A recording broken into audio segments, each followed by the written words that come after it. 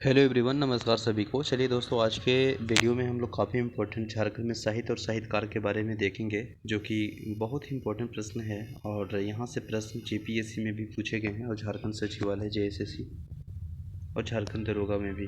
तो ये important topic है झारखंड के जीके के लिए भी। और यहाँ से लैंग्वेज का जो प्रश्न, जैसे में मान लीजिए खोटा है, नागपुरी है, तो उसका उद्भव से इम्पोर्टेंट जो बुक्स है, साहित्यकार रचना है, वहाँ से भी प्रश्न देखने को मिलता है पेपर 2 में भी। ठीक है ना। तो चलिए स्टार्ट करते हैं। देखिए, झारखंड में अगर हम बात करेंगे बेसिकली, तो झारखंड राज्य में 3 मुख्य भाषा परिवार है, जो कि आप सभी जानते हैं। क्षेत्रीय साहित्य में आपको देखने को मिलता है भाषा परिवार आर्य भाषा परिवार। ठीक है ना, पहला।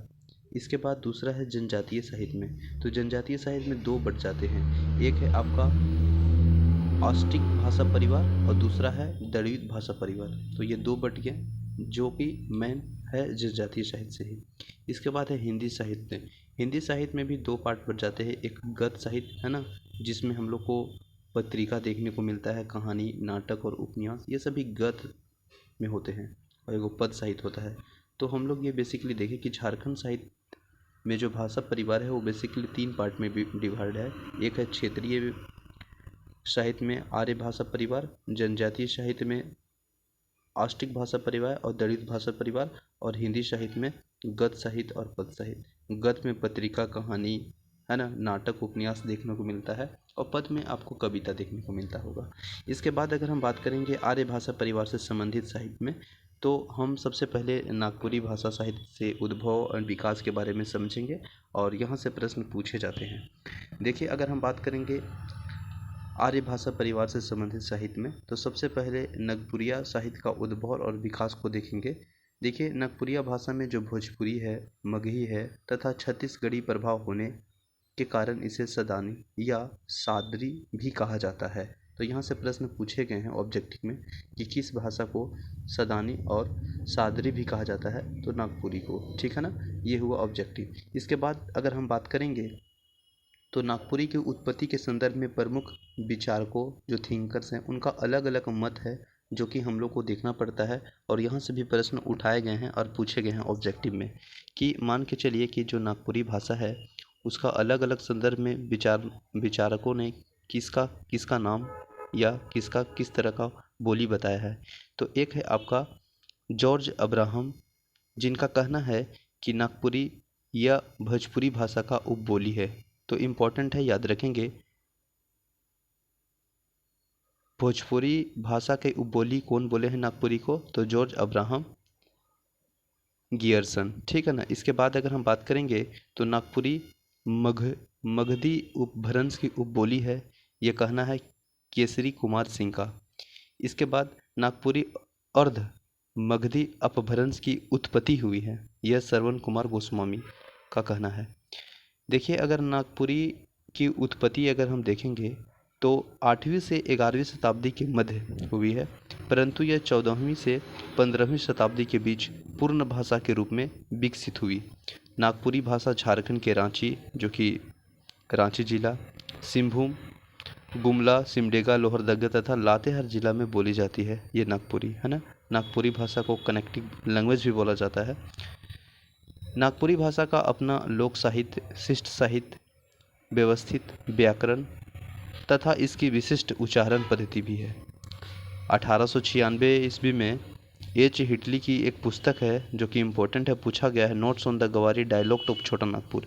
ये इम्पोर्टेंट बुक है, याद रखिएगा, नोट्स ऑन द गवारी डायलॉग ऑफ छोटा नागपुर। यह लिखा गया है एच हिटली के द्वारा, कब? 1896 ईस्वी में। ठीक है ना। ये प्रश्न पूछा गया है जेपीएससी में या जेएसएससी में। नागपुरी से संबंध पहली महत्वपूर्ण रचना थी, नोट्स ऑन द गवारी डायलॉग ऑफ छोटा नागपुर, 1896 में एच हिटली के द्वारा। ठीक है ना। एंड इसका संशोधन एंड परिवर्तित संस्करण करके एक प्रकाशन हुआ था, जिसका नाम है नोट्स ऑन द नागपुरिया। कब हुआ था? 1916 में। 1906 ईस्वी में रेवरेंड फादर कोनराड ने grammar of the Nagpuria Sadani language की रचना की है।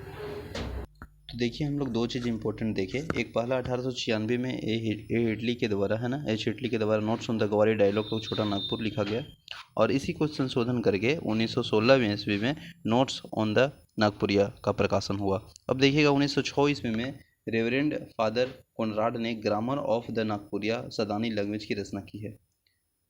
रघुनाथ निरपति नागपुरिया का प्रथम ज्ञात कवि है। ये इम्पोर्टेंट लाइन है, याद रखेंगे कि रघुनाथ निरपति नागपुरी के प्रथम ज्ञात कवि है। इसके बाद सिल्ली के राजा विनोद सिंह नागपुरी के विख्यात गीतकार थे, ठीक ना, तो ये भी इम्पोर्टेंट लाइन है। इसके बाद दृगपाल राम देवरिया आख्यान गीतों के लिए प्रसिद्ध है, ठीक है ना। नागपुरी गद्य साहित्य का आरंभ 1900 ईस्वी के आसपास माना जाता है, जिसका शुरुआत ईसाई मिशनरी ने किया।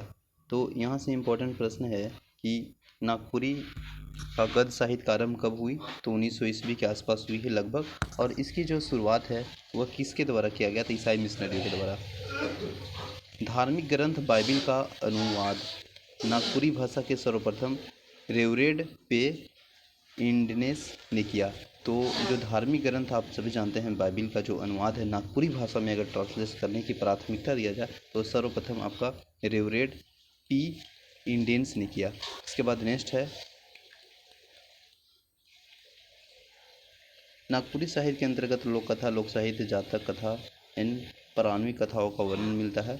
नागपुरी लोक कथा में कहावत, मुहावरे, पहेली का व्यापक समावेश है, जिसमें सांस्कृतिक विश्वास, प्रतीक और मान्यता के भाव संपोषित होते हैं। नागपुरी गीत दो प्रकार के होते हैं, एक होता है ठेठ नागपुरी लोकगीत और एक होता है बंगला मिश्रित नागपुरी लोकगीत। नागपुरी शिष्ट साहित्य, जिसके अंतर्गत गीत, कविता, कहानी, उपन्यास, संस्मरण आदि आते हैं, और इन्हें विकास काल का दृष्टिकोण से 3 भागों में बांटा गया है। प्रथम परंपरा में देखेंगे तो भक्ति, श्रृंगार, प्राकृतिक, युद्ध नीति, रघुनाथ निरपति, बरजूराम, सोबरन, जय गोविंद, हनुमान सिंह। द्वितीय परंपरा में देखेगा तो सगुन, निपुण, भक्ति, परंपरागत गीत, कवि विनोद सिंह, गौरांगिया है ना, नर हरिदास, भवप्रीता, राम क्रिस्टो, ये सभी हैं द्वितीय परंपरा के। तृतीय परंपरा में है आज़ादीवाद का समसामयिक घटना, फर्रुख कुमार राय, उपेंद्र लाल, रणविजय सहदेव, रामदयाल मुंडा। 1938 में झारखंड मासिक पत्र का प्रकाशन श्री ईश्वर प्रसाद सिंह के द्वारा हुआ था। अब देखिएगा नागपुरी साहित्य के आरंभ में रचना हुआ है, जिसका रचनाकार और वर्ष और रचना, तो ये इम्पोर्टेंट है। जैसे हम अभी सभी पढ़े हैं कि एच हिटली ने रचनाकार किए हैं नोट्स ऑन द गवारे डायलॉग ऑफ छोटा नागपुर, जो कि 1896 में हुआ है। नागपुरिया आराधना, जो कि गोस्टर मिशन 1915 ईस्वी में। झारखंड मानसिक पत्रिका का प्रकाशन हुआ है 1938 ईस्वी में, जो कि आपका रचनाकार हैं, उनका नाम बताइए, तो ईश्वर प्रसाद सिंह है ना। आदिवासी सकम 1940 ईस्वी में। इग्नूस कुजूर 1941 ईस्वी में। झारखंड दो मुहाने, तो ये इम्पोर्टेंट पत्रिकाएँ हैं और यहाँ का रचनाकार है और यहाँ वर्ष दिया गया है। जैसे फर्रुख कुमार राय सोनझर कहानी संग्रह है 1967 ईस्वी में। श्रवण कुमार गोस्वामी 1971 ईस्वी में। इनका जो रचना है वह है टाइबर बीसफुल है ना। बिंजिया शारदा प्रसाद वर्मा। नागपुरी कला सकम, जो कि आपका रचनाकार हैं, किनका रचना का, तो यह है मानक नागपुरी तथा रद्दी कागज़ कहानी संग्रह है 1996 ईस्वी में वर्ष है ना। नागपुरी साहित्य के कुछ इंपॉर्टेंट और देख लेते हैं, जो कि छोटी सी है बट इम्पोर्टेंट है। जैसे नागपुरी साहित्य में रचनाकार और रचना देखेंगे तो एक है आपका grammars of the Nagpuri Sadani language, जो कि कोनराड बुक आउट के द्वारा यह रचनाकार किया गया है। बीपी केसरी के द्वारा नेटुआ लोटा उर्फ सांस्कृतिक अवधारणा निबंध है। ठाकुर विश्वनाथ शाही लघु नाटक है। ठाकुर कांटी कहानी संग्रह है ना। बेनी राम महता के द्वारा नगवांशावली लिखा गया है। सुदामा चरित्र, कृष्ण चरित्र, महाभारत, लंका कांड, उमाहरण, यह कंचन के द्वारा रचनाकार किया गया है। यानी जितना भी चरित्र है, कैरेक्टर्स है, वो कंचन से संबंधित है। तो क से कंचन, चन यानी चरित्र है ना। इसके बाद घासीराम यानी नागपुरी फाग शतक, लाल रचना, दुर्गा सप्तशती, नागवंशावली, झूमर, ये सभी घासीराम के द्वारा लिखा गया। घासीराम के द्वारा नल चरित्र, कोराम्बे उपाख्यान, दृगपाल देवरिया, जातीय कहानी, फगुआ बुढ़िया कर कहानी, नादर मोह, लीला करम, महात्य श्री कृष्ण चरित्र, यह बेनीराम बख्शी के द्वारा। सोनझर कहानी संग्रह, जो कि फर्रुख कुमार राय के द्वारा है रचनाकार। सेवा और नौकरी और तेतर की छां इम्पोर्टेंट है। एकाकी नाटक है सेवा और नौकरी, जो कि डॉक्टर श्रवण कुमारी गोस्वामी के द्वारा ये रचनाकार है। इम्पोर्टेंट है, पूछा हुआ प्रश्न है, प्रैक्टिस सेट में भी देखने को मिला है। माराम घूम के जयपाल सिंह, महाराजा मदरा मुंडा, गिरिधीराम गोंजू के द्वारा लिखा गया है। खुखड़ी रुड़का यह काली कुमार सुमन, मेरूज पाइक नईमुद्दीन मिर्दाहा और काका कर कहानी बडाइक ईश्वर प्रसाद सिंह। तो इम्पोर्टेंट साहित्य थे, रचनाकार थे जो कि देखे। तो thank you so much for watching this video. मिलते हैं नेक्स्ट वीडियो में। जय हिंद।